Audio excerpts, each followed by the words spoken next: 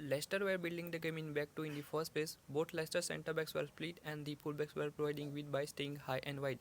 Leicester were using sole pivot and that was Somare. Man United forward was central and the winger were ready to press Leicester centre backs.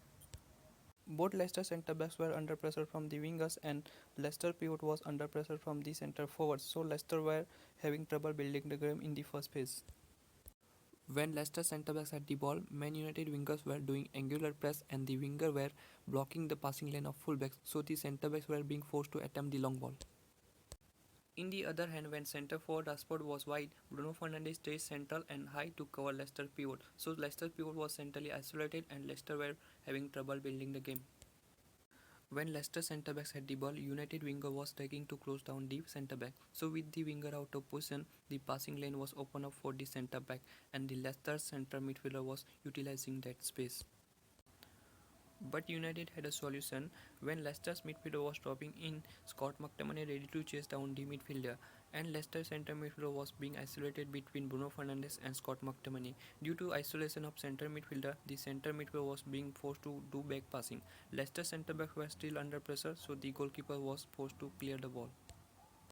In open play, Leicester were building the game in traditionally back four. In open play, Leicester were using double pivots, which were Tielemans and Sommer.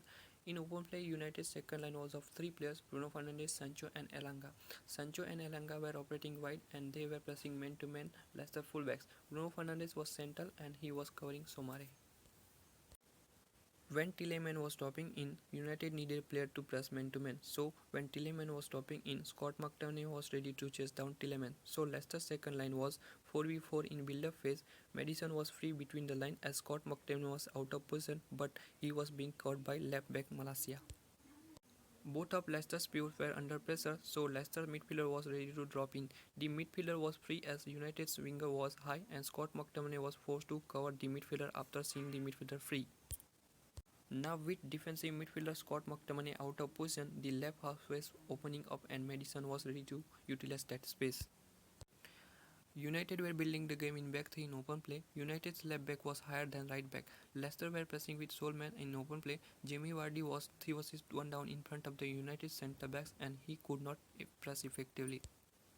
In open play, Leicester's second line was split, so United's centre-backs could easily play line-breaking passes. Now Leicester had 5 players out of game and United were overloading the left-hand side with Malacia, Bruno Fernandes in the wide zone.